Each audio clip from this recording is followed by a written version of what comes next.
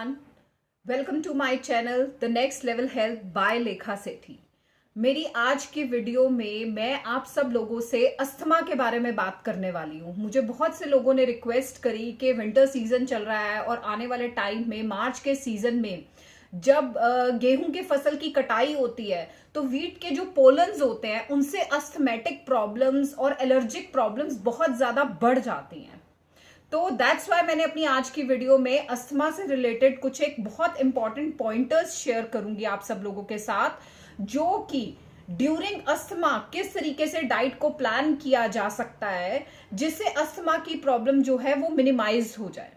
तो सबसे पहले मैं आपको कुछ एक पॉइंटर्स बताऊंगी और उसके बाद मैं उन पॉइंटर्स को एक्सप्लेन करूंगी आप सब लोगों के साथ। सबसे पहले तो अस्थमा में मैं आपको पॉइंटर्स बताने जा रही हूं कि हमने अपनी डाइट में क्या ऐड करना है जिससे हमारी कफ की प्रॉब्लम और अस्थमेटिक इश्यूज कम हो जाए। तो सबसे पहले है non dairy milk, second is fermented food, खमीरा खाना, third trikatu powder, fourth vitamin C rich foods, vitamin D rich foods, vitamin A rich foods, apples, magnesium.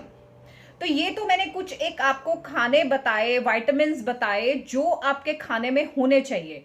अब मैं इन सबको वन बाय वन जो है आप सब लोगों के साथ डिस्कस करूंगी। नॉर्मली क्या होता है कि अस्थमेटिक प्रॉब्लम जिन लोगों को होती है ना, यूजुअली उनका वेट भी ज्यादा होता है। तो अस्थमा और ओबेसिटी समहाउ अगर देखा जाए तो 1 to 1 एक साथ चलते हैं। तो इसमें ना सबसे पहले हमें यह ध्यान रखना है कि जो भी हम खाना खाएं वो फ्रेशली प्रिपेयर्ड फूड हो। ऐसा नहीं है कि कल की बनी हुई सब्जी हम आज खा रहे हैं, सुबह की बनी हुई सब्जी फ्रिज में रख दी उसके बाद उसको गर्म करके खा रहे हैं। जो भी खाइए फ्रेशली प्रिपेयर्ड होना चाहिए। और उसके अलावा अपने ट्रिगर्स को पहचानिए।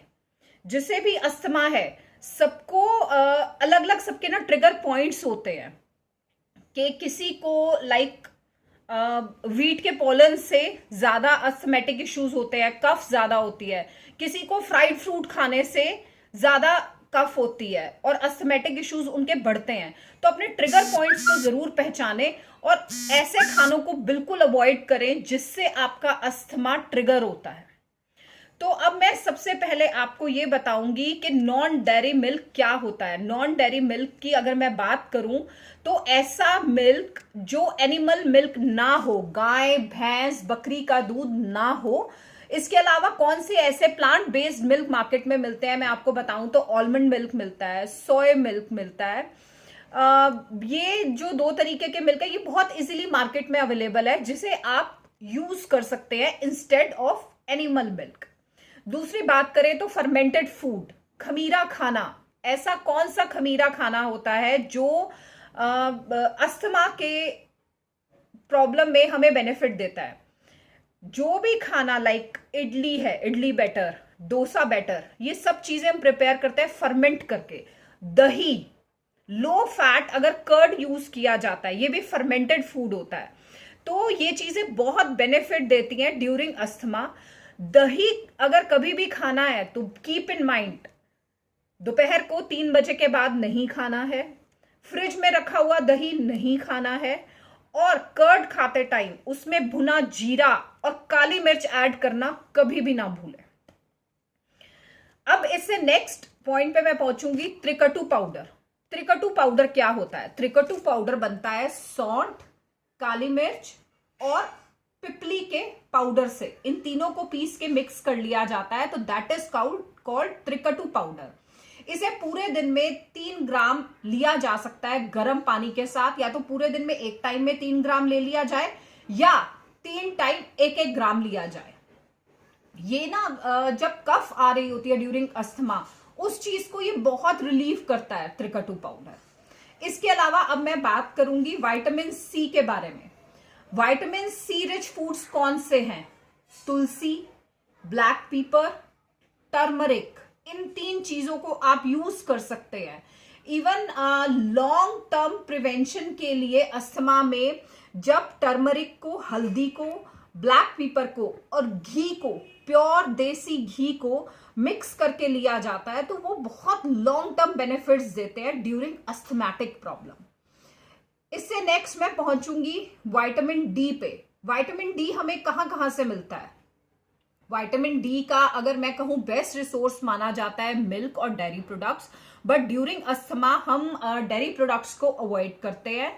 सो orange juice is good for the absorption of vitamin D in the body. Next is eggs are a very good source of vitamin D. Salmon fish होती है जो, वो बहुत रिच होती है विटामिन डी में। और इसके अलावा जो नेचुरल रिसोर्स हम सबके पास अबंडेंस में अवेलेबल है, दैट इज सनलाइट। तो ये तो हो गई विटामिन डी की बात। अब इसके बाद I move to vitamin A. Vitamin A कौन कौन से फूड्स में होता है? लाइक स्वीट पोटैटो, शकरकंदी, कैरेट्स, गाजर में, ग्रीन लीफी वेजिटेबल्स, पालक है, मेथी है, बथुआ, साग, सरसों, हर चीज में जो है विटामिन ए जो है अबंडेंस में है।